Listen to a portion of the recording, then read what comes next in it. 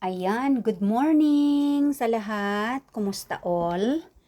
Labas ako sandali dito sa sa front yard kasi halos 3 araw nang umuulan ngayon. Check natin yung aking mga succulents. Ayan. Yung aking mga tanim. Ayan. Wow. Ano na rin sila una? Tubigan nga lang. Pero may mga butas yang mga paso na yan. Kaya tutulo yung tubig dyan. Hindi sila malulunod. Ayan, at ang aking walis tingting. Ayan, ay nandyan pa rin. At yan. Oh. Warning yan ha. Mag-ingat kayo sa galit na pusa. Yan. At dito naman, ako tumaob na yung aking Chinese na flower vase dito. Lakas kasi ng hangin eh. Yan. At itong flowers, ayan, kapag ganyan na walang araw at saka umuulan, ayan, pumipikit sila. Tapos pag mainitan na naman, bongga-bongga na naman yung pag-blooming. Yan ang milyona na flowers. At andito yung isa, yung purple. Nilagay dyan kasi umupo yata dyan si Lalab. Kaya binaba niya yung isa dyan. So ito ayan. Ganito na ang sitwasyon ngayon dito sa aming front yard. Basang-basa sa ulan. Oh. Yung mga nasa paso na yan, next month na yan. Tepok na lahat yan, dedo na lahat yan kasi sa paso. So, ilalagay na sa compost land. Lahat yan. Pati ito, ang ganda pa naman ito, oh. Parang herbs ang smell nito. Sobrang bango. Parang nga eh. Sabi nga ni Lalabrisa, daw. Patuyuin ko daw para maging spice. Ayan, hindi ko alam kung kinakain ito. Basta amoy siya ng herbs. Amoy siya ng rosemary. Yan, autumn na.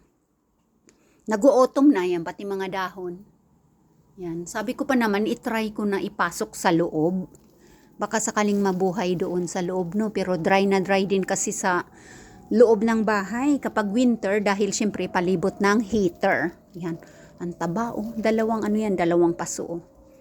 Ayan, sana basa ng ulan. O ayan. So, ayan, namumulaklak pa rin. O ayan, sana yung iba na nasa grounds, yung nakatanim sa grounds, ay kung maswertihan, makakasurvive sila sa long winter at sila ay tutubo ulit sa next year sa spring season. Ayan. So, ito naman aking, ayan, wow. Namamatay pala itong bulaklak niya, kapag matanda na. Ayan, ang dami pang bulaklak, Lumaki na ito ng lumaki. Wow. Itong rose naman, dapat ikabit yan doon sa, sa wall. Lagyan ng tali. Ayan siya, ayan. Ang laki na niya. Ito, itry ko yan na ipasok sa loob ng bahay. Tingnan natin kung anong mangyayari sa loob ng bahay.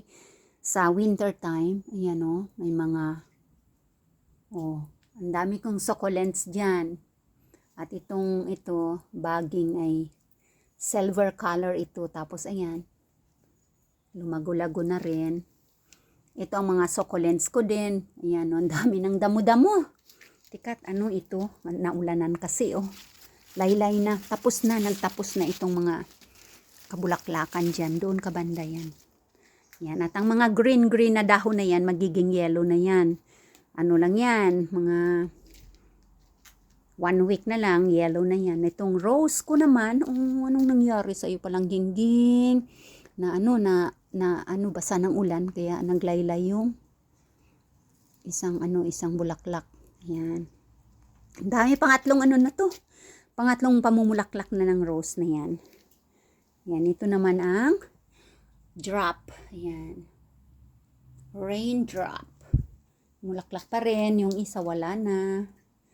Ayan dyan. At ito, naglaylay na. Tapos na to. Basa ng ulan kasi. Kaya ayan, naglaylay sila dyan. Yung aking viola naman, yung Orvoki. Ayan. mumulaklak pa rin sila. Okay, yan ang mga palangging. Dito banda naman, ayan, pautom na. Utom-utom na. Ayan, kinain na siya ng special caterpillars. Ayan, tinatanim, poisonous ito. Poisonous berry. So, tinatanim talaga yan dyan para sa mga special na caterpillars. At ang aking cactus naman, ay ayan.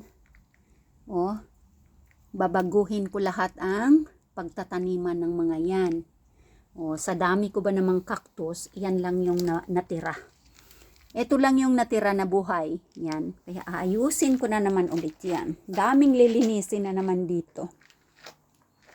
Yung aking sili, ayan na pinutulan ko. Yan. Wala, kinain na. Muusbong. May mga kakompetition kasi ako na kumakain yan. Doon naman wala na. Mga seeds na lang. Dito naman ay namumulaklak pa rin. Ang aking mga hanging-hanging. Naglaylay ka. Kasi yung yung rain, basa. Basa. Hanggang doon. Napatuloy pa rin silang may mga darating pang mga bulaklak. Ito kasi hanggang autumn ito mamumulaklak yan Yan ayun din mayroon pa rin mga may coming pa. Wow. Yan ang maganda sa hanging-hanging. Tapos yan. Dito banda naman ay ayan na, yellow na yung mga dahon ng ubas. Autumn na. Ayan, dito, ayan. Yung rabbit. Hello ka dyan. Basa ng ulan. Ito. Pag sumikat ang araw, na bumubukad-kad yan. Yan. Sayang nga, maganda matay ito sa May bag. Ito yung siniksik pala dito na tumubo na rin, Ayan, tumubo na rin. Doon yan galing sa mga halaman ko dyan. Sana makasurvive yan sa sa winter, pero palagay ko hindi. Kasi paso Ayan. Itong mga ito ililipat yan sa lupa. Yan, tapos yan, ililipat yan sa lupa. Para sakaling makasurvive. Yan. Ililipat din sa lupa. Yan. Makasurvive sa ba? Sa winter. Dito naman sa labas ay yung aming mga nasa lupa. Yan, namulaklak pa. Tapos ka na. Ito ang mullein. Yan, dito yung mga nakatanim sa lupa na yan. Kung makakasurvive yan sa winter, tutubo sila next year. Oh my God! Hindi ako nakalabas ng ilang araw. Kasi umuulan. Namulaklak ulit pala yung aking rose dito. Hindi ko man lang napansin ito. Ayan ilang 3 araw na ngayong umuulan hindi ako lumabas. Wawa ka naman. Nalaylay siya. Hindi ako lumabas hindi ko nakita na namulaklak pala yung rosas. Dapat may ka dito. May tungkod. Ayan, napunta tuloy sa karsada. Ayan Ayan dyan. So, dapat nga itong iris na to, tatanggalin dyan. Itong damo. Ililipat doon sa backyard. Kasi parang ayaw niya dito sa front yard, parang pangit yung lupa. Kasi isa lang yung isa lang yung naging bulaklak ngayong taon. Dapat ang dami bulaklak yan, di ba? Ayan, so dito naman banda, yung makakasurvive sa winter, ay tutubo ulit. Ito, hindi na bulaklak ngayon, malaki ito na na sobrang bango na peach na rose. Ayan, hindi nakasurvive sa winter. Malaking yan malaking puno. Kaso, yan lang yung tapos hindi pa nagbigay ng bulaklak. Tapos dito naman sa ayan yan, sa amin pa rin yan. Bulaklak na yan. Tapos na, kulay yellow yan Tapos na. Tapos ito naman ay ang aking mga succulents dito. Yan. Survive mga yan, nature na mga succulents ko. Na pinagtatanim ko dyan at dumami na sila, Yan, ito ang mullein. Ba't na to? Nainitan. Yan, Ito. So, survive yan sa sa winter, yung mga yan. Kung makakasurvive. At kung hindi naman, mamamatay sila dyan. Dito, ito kasi yung mga dry plants. Yan, sana nga makasurvive sila mga palangga sa sa winter para next year. Diyan pa rin sila tutubo at magbibigay ng bulaklak at kagandahan sa paningin ng mga dumadaan dito na mga kapitbahay namin. Ayan. Oh, ito naman ang aronia. Pitasin ko na sana ito eh. Umulan naman. Ang tamis, ang daming juice. Nasa mid pa ako. Superfood ito palangga, superfood. Yan bunga hanggang doon. Pipitasin ko sana, gagawin kong juices. Basta eh. Pag uminit, pitasin ko yan. Subo. Malutong. Tsaka ang daming juice.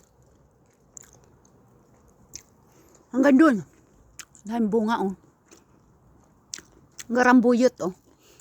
Kandalaylay ng mga sanga sa bigat. Ayan, hanggang doon. Basa.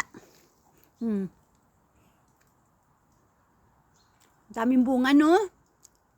Mga makaisang balde ako. No, pag isang balde, tapos gagawin ko na namang juice. Yan. 1 kilo din na asukal siguro. Tamis. Nakaka-addict ito kainin. Kasi parang yung appetite mo ba? Kasi parang ayaw mong tumigil na kumain. Gusto ko yung malalaki. Binibenta nila ito sa marketplace. 35 euro isang balde. Superfood kasi yan eh. Daming vitamins. Subo pa more. Subo mga palangga. Subo. Ang tamis. Autumn na oh. Ang ganda ng no? Kulay. Dahon. Di ba? Ang ganda no? Iba-iba nandyan yung kulay green, kulay red, kulay maroon, kulay yellow. Maganda yung autumn kasi yung autumn tints, colors ay makikita sa dumaan ng eroplano. Maulap. Oh. Maulap pa sa eroplano, hindi makita. Nasa takpan ng ulap. Yan. Katatapos lang ng ng buhos ng ulan, pero bubuhos na naman. Sabi ko labas ako sandali para makakuha ako ng shooting. Ayan ang mga birds tree oh, yung mga dahon na naglalaglaga na diyan. Ayan, so ayan good morning sa mga palangging diyan. At dito ako sa front yard ngayon kasi nga sabi nila love, i-save ko daw yung cactus ko. Nag-walk outside. Tapos nakita niya yung cactus ko. Lumalangoy na sa ulan, sa tubig ulan. Sabi niya, i-save mo yung cactus mo. Sabi ko, sige, lalabas ako doon. Paglabas ko palangging, so yan yung natin. Matatagpuan sa front yard namin. Kapag may araw na ito, babalik siya sa ganda niya. Yan, babalik sa ganda. Kasi andang bulaklak oh. Yan. Pumipikit sila ngayon basa at saka walang sunshine. Alright, so ayan, dito ngayon ganap-ganap sa aming front yard. Sa backyard karamihan doon yung nasa grounds na mga tanim at mga grasses. Dito naman sa harapan yung mga nakapaso. Kasi doon sa sa backyard garden namin, malapad doon. Mas malapad kaya yung mga sa lupa tinatanim. Ayan. So, okay. Thank you so much, everyone, sa aking mga palangging, sa aking mga members dyan. Thank you so much sa subscribers at sa aking mga public viewers. Thank you so much sa inyong pag-watch. Ayusin natin dito ng aking mga videos dyan sa ating YouTube channel. Hoy, mga paso ko oh. Lahat yan kailangan maayos bago mag-winter kasi mababasag lahat yan. Sa winter, basag lahat yan pag hindi yan maipasok sa loob or maayos kasi syempre ang snow mabigat. Kapag ang snow ay hanggang dito na sa dingding, mabigat na yun. So, basag lahat yung mga yan. Ito nga, itong maganda kong paso na itong mga palangga yan. Basag na yan eh. Super ganda yan. Ang mahal pa naman yan. Basag yung ilalim yan. Buti nga hindi. Dalawa yan eh. Yung isa basag talaga. Dalawa kasi gusto ko terno-terno. So, nabasag. Yung terno din yung kulay puti na yun. Tapos ito yan. Ito, may terno. Kasi dyan ko nilalagay yung aking mga cactus at saka succulent. Ito naman, terno yan, pero magkaiba yung kulay. Bigay ni Mommy. Handmade niya yan. Siya yung gumawa. Siya yung gumawa nito. Ceramic yan. Talagang handmade ng aming Mommy. Ito rin. Yan, bigay rin yan ni Mommy. Handmade niya yan. Imagine na, gagawin mo tapos i-oven mo yan para tumigas. Ewan ko kung ilang araw bago nila hanguin sa oven yung kanilang mga ceramics na mga handmade o yung mga rabbits na yan, bigay rin yan ni Mommy. May palaka. Yung mga palaka na iba, wala na. Nadagan na ng maraming snow, nabasag dyan. Okay, so hanggang dito na lamang ang aking video. So far, so good. Ayan, green-green pa naman. Hindi pa naman totally na autumn na talaga. Ayan, kasi palamig na ng palamig dito sa Finland. Pagkatapos ng autumn ay winter season na. Ayan, tiis na naman kami sa dark, cold, and snow everywhere. Ayan, but for season, kailangan masanayan na natin ang four season. Alright? So, thank you so much everyone once again. Lalong-lalo na sa aking mga members dyan. Mga palanggingking. Hindi ko na kayo mentionin. Alam nyo na yan kung sino-sino kayo. Laging tatandaan. Palangga ko, kamutanan. Roses for you all. Ayan. Hasta la vista, baby. Hanggang sa susunod nating video. Bye-bye.